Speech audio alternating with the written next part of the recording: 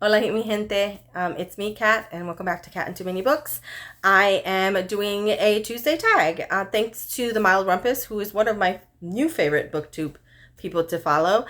He did this a few weeks ago, and I just actually happened upon the video that he did, which he said he got it from, I think, Mel. Let me double check my notes here. Melinda at A Web of Stories. That's where he found this tag, or was tagged by Melinda, and I think Melinda said she got it from somebody else. So I'm just gonna put all the videos in the description in case you want to see their videos and then find the original person who did this. So the tag that I'm doing today, and I'm very excited for because I am a Holmes girl, is Holmes is where the heart is. So let's just get started on it. And that felt very presentary of me. Which is so odd. Let's get going. So I really enjoyed this because, again, I really love Sherlock Holmes and I like these questions. So I thought I'd give them a go. So the first question is, elementary, my dear Watson, share a classic mystery novel you consider a must read. So I know a lot of people would go for Agatha Christie maybe as a classic book, while I think Agatha Christie is extremely talented and really created such a the genre of those kind of murder mysteries. I actually prefer a different writer, and that would be P.D. James. So the classic mystery book that I want to recommend is Shroud for a Nightingale by P.D. James. This is the fourth in the Adam Dalglish series. I love this series, and I really enjoy P.D. James's writing. I absolutely loved this book, and it was the fourth, I think, in the series. I think I said that already. So it would probably be a good idea to read at least the first in the series just to get yourself acquainted with Adam. But this was fantastic, and it was surprising. So this would be one that I would recommend and share with everyone. Shroud for a Nightingale, P.D. James. Number 2 is Baker Street Irregulars. Recommend a book with a group of unlikely heroes or a diverse ensemble cast. So the book that I chose for this particular question was The Strange Case of the Alchemist's Daughter by Theodosia Goss. I don't know why I always have to look at the book like I don't know the name of the author. This was a fantastic book. I loved it. The cast of characters are so interesting. It also has a mystery in it. It's kind of like a mystery wrapped up in this like fantastic like sort of horror / fantasy, where the young women in this, so it's a cast of young women, and the group of young women are all related to or descended from some horror movie icon. So there's the Dr. Moreau's daughter, Frankenstein's daughter, Jekyll and Hyde's two daughters, one Jekyll, one Hyde's. So yeah, and it's Sherlock. Oh, and Sherlock and Watson are actually in this book as well, as a matter of fact. So like all of these different sort of fantastic threads come together, and yeah, I love this book. I think it's a really fun group of heroes, because they are heroes in the end, these awesome young group of women. So I highly recommend that book if you haven't read it yet. It is a fave of mine. Question number 3 is The Game is Afoot. Name a book that had a plot twist or revelation that completely surprised you. So I have an obvious answer to this one. Ta-da! That genuinely shocked me when I read it. That would be And Then There Were None by Agatha Christie. Another one that I was extremely sort of surprised by, and it is, I guess we would consider this it's at the bottom of my pile. We would consider this a modern classic, I suppose, but honestly, the first time I read Gone Girl by Gillian Flynn, I was surprised. I was genuinely shocked by so much of this book. So I'd like to say that one. And then finally, while this is definitely not this writer's best book at all, I want to say that The Last Time I Lied by Riley Sager has an ending. The last 3 to 4 pages generally made me, my mouth hung open. I was, I think, giving this a 2.5 or a 3 at the time I was reading it. That ending made me give this book an extra star. That's how I was just like, when I saw the ending, when I read the ending. It did its job. So that would be another one. So those kind of are, but the number one would be this one. I think I read it when I was a teenager, and it was shocking. Still shocks me, I think, every time I think about it. Question number 4 is 221B Baker Street. Talk about the time you visited somewhere of literary significance. So the one that I thought about is New York City. I think New York City is, some books just fell. New York City has such significance to so many books, in so many genres, classic, modern classics, modern. It's such an important book. I mean, it's so fantastic.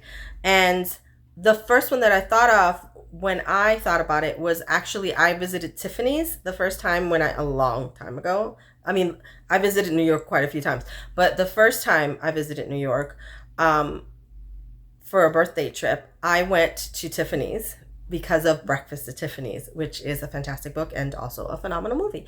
So I want to say that particular Tiffany's for me, but New York, just in general, I think is a great literary place. Number 5, Moriarty's Master Plan. Discuss a book where the antagonist was exceptionally cunning and memorable.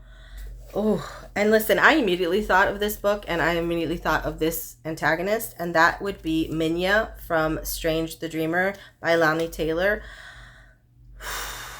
Minya is an exceptional character. I haven't read the second one to this duology because I'm sort of afraid that it's not going to live up to sort of Strange the Dreamer. That I loved Strange the Dreamer, and I loved Minya. She's a fantastic antagonist because you understand 100% why she feels the way she feels and why she does the things she does, and you are just sort of like, oh my god, right? Because you want your heroes and your protagonists to win, but also she's not wrong. So yeah, fantastic. Minya was a great, very cunning, very smart, very just extraordinary kind of antagonist. I think about her all the time, and I immediately thought of her when that question came up. Number 6, The Art of Deduction. Mention either a book that kept you guessing all the way to the end, or one where you guessed the outcome early on. So I'm going to go with that one again, just because, to be fair, kept me guessing all the way to the end. And also, again, that one. Because the other two that I mentioned before didn't keep me guessing. I mean, they did, but it's different. This one, we're just going to say this one kept me guessing. And one that I figured it out was actually one that I read earlier last year, or in the middle of last year. It was called The Counselors by Jessica Goodman. And I actually got it really cheap at Barnes & Noble for like $5 with a gift with purchase. So, yay me. And yeah, I kind of knew about a quarter in, maybe a third, who did it and kind of why. So it wasn't, I still read it, and it was very readable. Jessica Goodman has a very readable style of writing. But this is very like palate cleanser, candy, kind of just to read it for the like fun of reading it, more than anything else. And I kind of knew pretty quickly who done it. Number 7, The Hand of the Baskervilles. Talk about a book with a strong atmosphere setting, or one where the setting plays a significant role in the story. Again, I like it when I read something and I immediately think of a story. So I immediately thought of, oh gosh, sorry, it's all the way at the bottom of my pile. I don't know why I would do that. I should have put these in order of the answers, shouldn't I? And that would be We Have Always Lived in the Castle by Shirley Jackson. Talk about atmosphere. Talk about the setting being a significant part of the story. This book, if you have never read this book, please, if you read any of Shirley Jackson's work, this is the one. Amazing. I think it is my favorite Shirley Jackson story. And it just, the atmosphere, the setting, the castle, the foreboding, that just you feel like that castle looks. I don't know how else to say it, and I don't want to say anymore because I don't want to spoil anything. But yes, I immediately thought of this book. Number 8, The Reichenbach Falls. Talk about a series that you thought had ended but made a surprise comeback. I actually am going to steal the answer that the Mild Rumpus did, and that is To Kill a Mockingbird by Harper Lee. This did not need to have a sequel. I guess technically when you read stuff about it, I think the next one was actually one she wrote first and then decided not to publish it and wrote this one, which makes me feel better because I think this is supposed to be the story. That's not supposed to be a sequel. I think it wasn't meant to be a sequel. It was meant to be like another story, like a different story. And she then wrote this one instead, which, thank you, because Atticus Finch is still and will always be an amazing character. So yeah, I just don't think it was necessary to publish the other one. It was a cash grab. Like, it was unnecessary to publish it, and no thank you. I'll stick with this one. Number 9. Sherlockian adaptations. Discuss your favorite book to screen adaptations or retelling of a classic story. So there's quite a few that I would say were great. Adaptations that went from book to movie. I mean, we just talked about one. To Kill a Mockingbird. That's one. I'm just throwing them over there. Another one that I think was fantastic. If you've ever seen the 1980s Canadian miniseries for Anne of Green Gables, it was fantastic. By Ellen Montgomery. It was fantastic. If you haven't seen it, please find it because I loved it so much. Also, if you haven't read Anne, please read Anne. It's so lovely. I just reread it last year and so lovely. So yes, that's another one.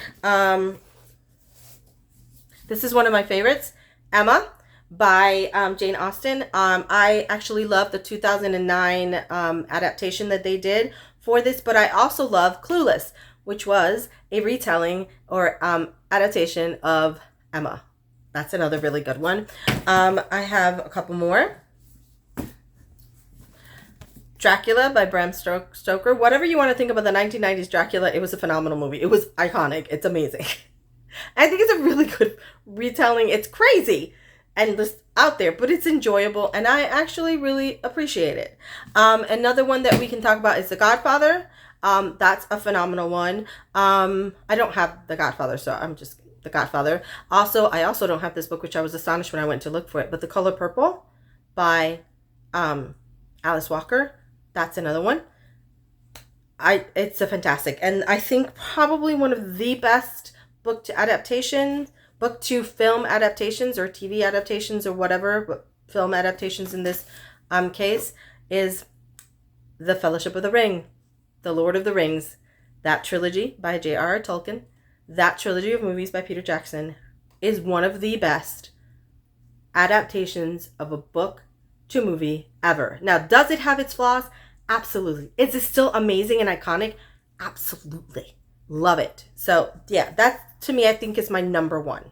This is my number one film to book or book to film adaptation. All right, I think I'm getting to the end of this, which that's exciting. And I haven't talked too much. Yay me. Number 10, The Great Detective. Recommend a book with a brilliant and memorable protagonist. So I have a couple. So let me do these. I have a couple. So I'll start with this one. Adam Dalgliesh. So this is the first in the Adam Dalgliesh. Take a look. In the Adam Dalgliesh series. I think Adam is phenomenal. He's just as brilliant as Poirot, but I find him more likable. He's not as holier than thou as Poirot is. Not as cranky as Poirot is.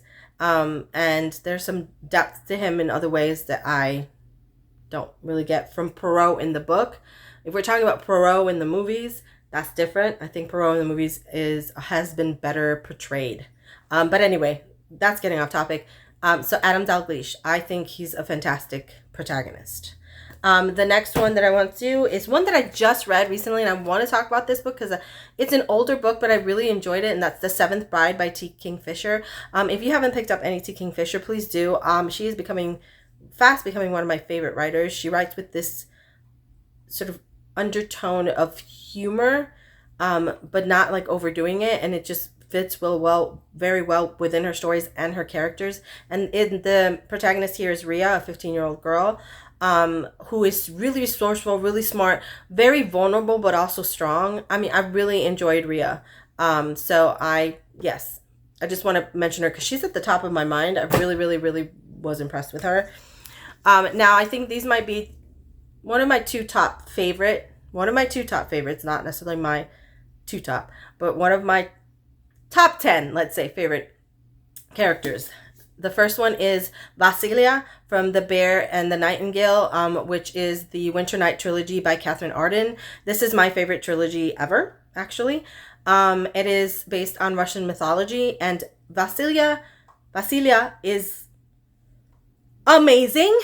She goes through so much, and is just so smart and brave and like resilient, and just has to deal with, this is set in like the 1800s, but it's a fantasy world, so it has a lot of Russian mythology, like mythological creatures and fantastical creatures, and it's set within historical, so it's like a historical fantasy fiction based off Russian mythology. So it's a lot, but it's so good, and she's such an amazing character. I love her so much. Genuinely love her so much. I was so happy to follow her through all of the things that she was like going through. And yes, please, if you haven't, please do.